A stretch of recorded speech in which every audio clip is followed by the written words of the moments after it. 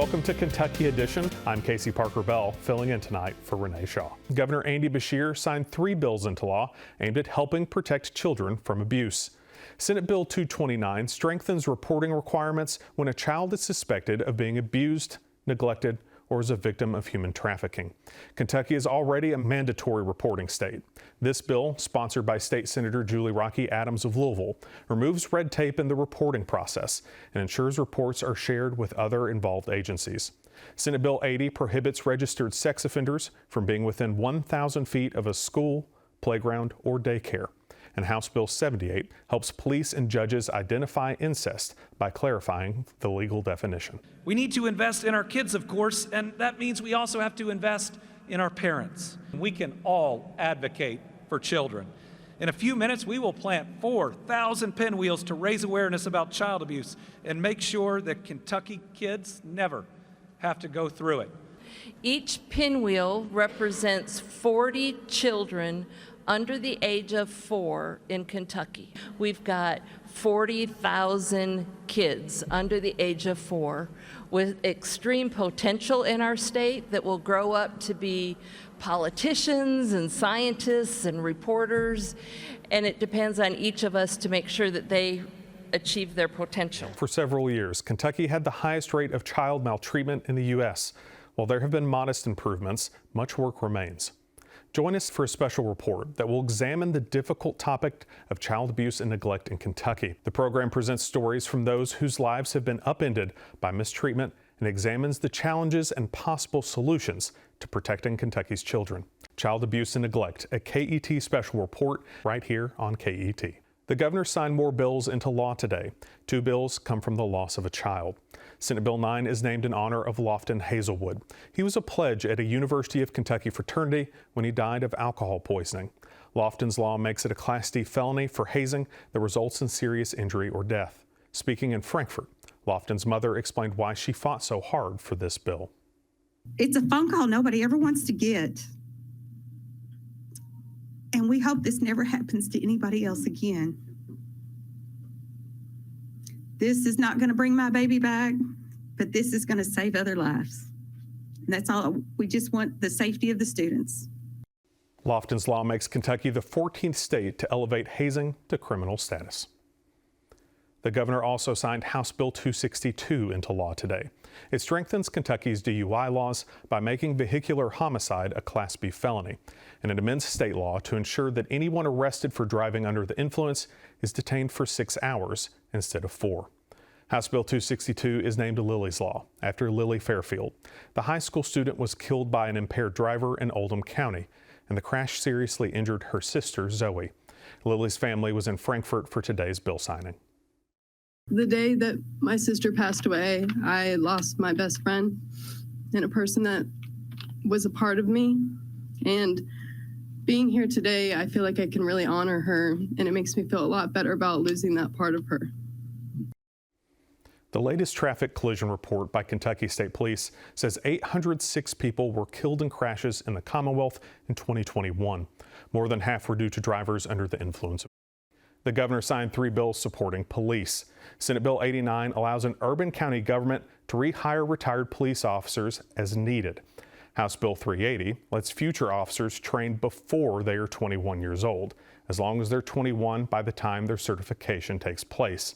And House Bill 540 will allow for school resource officers for private and parochial schools. A juvenile detention center in Jefferson County will be renovated and reopened now that the governor has signed House Bill 3.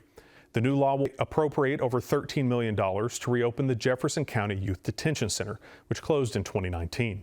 House Bill 3 also strengthens standards for mental health treatment and accessibility in juvenile detention facilities. The governor said this about the bill. The state of that juvenile justice system is the result of decades of underfunding. Underfunding our people and underfunding our facilities. It contains the dollars to provide the raises to ensure that we can have sufficient staff levels at each and every one of these facilities. Understaffing, which has been occurring since pensions were eliminated, has been our biggest obstacle in those facilities. The governor signed another bill impacting the juvenile justice system today. Senate Bill 162 sets standards for emergency response at juvenile facilities and allows the state to enter contracts with third-party organizations that provide mental health services. A bill that supporters say would protect Kentucky's electrical grid and help the coal industry has been allowed to become law without the governor's signature.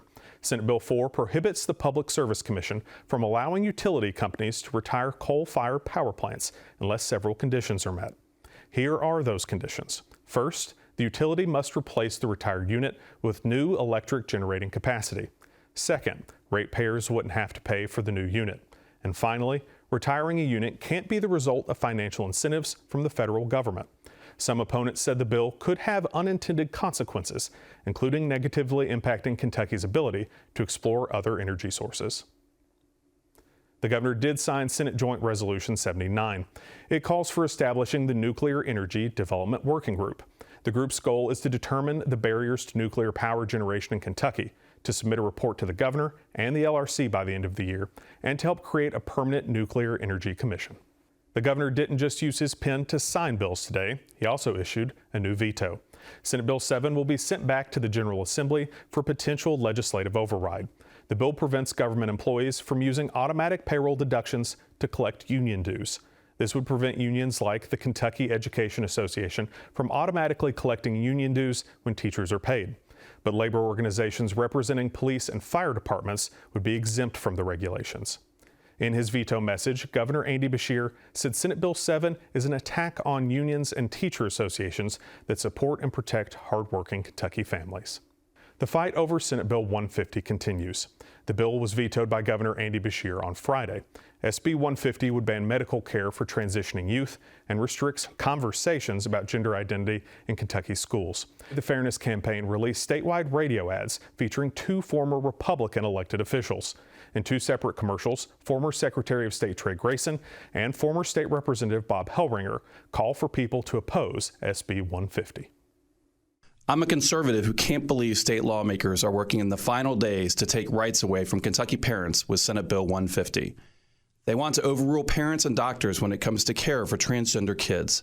Did we wait almost a century to get the majority just to wage an all-out war against defenseless transgender children? Wow, what a bad look for the party of Abraham Lincoln. Governor Beshear also vetoed Senate Bill 107, a bill that requires the Commissioner of Education to be subject to Senate confirmation.